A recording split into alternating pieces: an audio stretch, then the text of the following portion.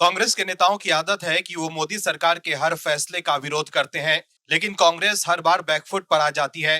पहलगाम हमले के बाद कांग्रेस के नेता मोदी सरकार पर सवाल उठा रहे थे और पूछ रहे थे कि सरकार पाकिस्तान पर कार्रवाई क्यों नहीं कर रही है।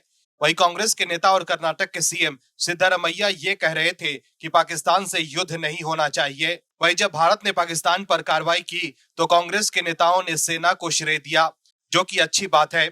सेना को सबसे पहले श्रेय जाता है, लेकिन सेना को खुली छूट देने वाली सरकार को भी श्रेय जाना चाहिए। लेकिन कांग्रेस के नेताओं ने सरकार के लिए कुछ नहीं बोला, वो सिर्फ सेना पर ही बोल रहे थे। लेकिन 1971 के लिए वो इंदिरा गांधी को श्रेय दे रहे हैं, ना कि सेना को। मतलब ये है कांग्रेस की दोहरी चरित्र। ऑपरेशन सिंदूर के लिए वो सिर्फ और सिर्फ सेना को श्रेय दे रहे हैं, लेकिन 1971 के लिए वो सिर्फ इंदिरा गांधी को ही श्रेय दे रहे हैं। लेकिन अब जब भारत और पाकिस्तान के बीच समझौते को लेकर खबर आई है, तब कांग्रेस के नेता मोदी सरकार पर सवाल उठा रहे हैं। लेकिन देश के लोगों को यह भी याद है कि 26/11 मुंबई हमले के बाद तब कांग्रेस की सरकार ने पाकिस्तान पर कोई कार्रवाई नहीं की थी।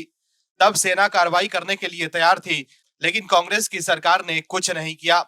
लेकिन अब कांग्रेस के लोग पीएम मोदी के फैसले पर सवाल उठा रहे हैं और इंदिरा गांधी से तुलना कर रहे हैं, जबकि ऑपरेशन सिंदूर के तहत मोदी सरकार ने पाकिस्तान में एयर स्ट्राइक कर 100 से ज्यादा आतंकियों को मौत के घाट उतार चुकी है। लेकिन कांग्रेस के नेताओं को करारा जवाब दिया है कांग्रेस के ही वरिष्ठ नेता और सांसद शशि थरूर ने। क्या है खबर, बताते हैं आपको इस रिपोर्ट में। दरअसल भारत और पाकिस्तान के बीच सीज फायर समझौते पर राजनीतिक बयानबाजी तेज हो गई है।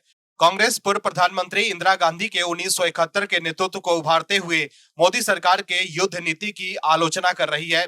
कांग्रेस सांसद केसी वेणुगोपाल ने एक्स पर लिखा है कि आज देश पूर्व प्रधानमंत्री इंदिरा गांधी को याद कर रहा है। वहीं सुप्रिया श्रीनेत ने एक्स पर लिखा है कि अमेरिका की आंखों में आंखें डालकर पाकिस्तान के 2 टुकड़े करके विश्व का भूगोल बदल दिया था, ऐसी थी इंदिरा गांधी।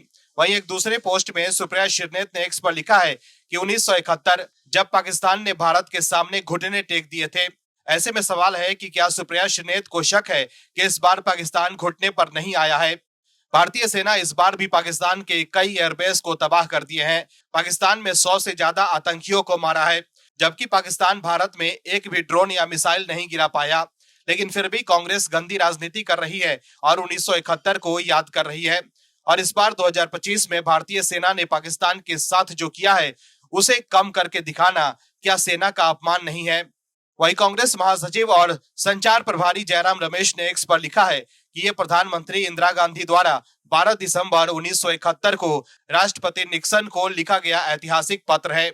4 दिन बाद पाकिस्तान ने आत्मसमर्पण कर दिया। उन्होंने ये सुनिश्चित किया कि कोई तटस्थ स्थल न हो, जिस पर अब सहमति बन गई है।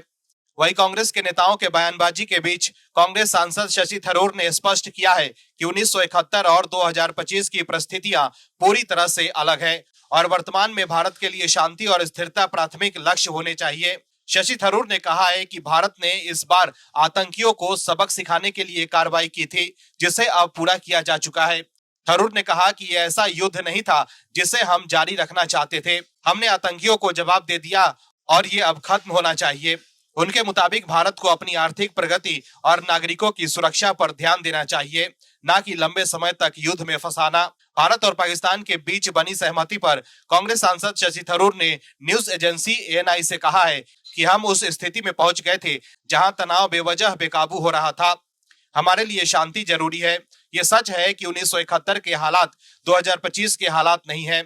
मतभेद हैं। ये ऐसा युद्ध नहीं था जिसे हम जारी रखना चाहते थे।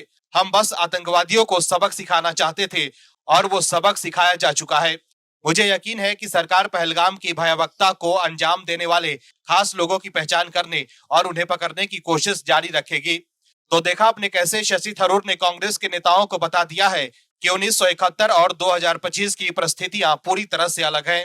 वहीं कुछ लोग तो सोशल मीडिया पर यह भी पूछ रहे हैं कि 1971 में इंदिरा गांधी ने पीओके को वापस क्यों नहीं लिया था, जिसे कांग्रेस के कार्यकाल में पाकिस्तान ने हड़प लिया था।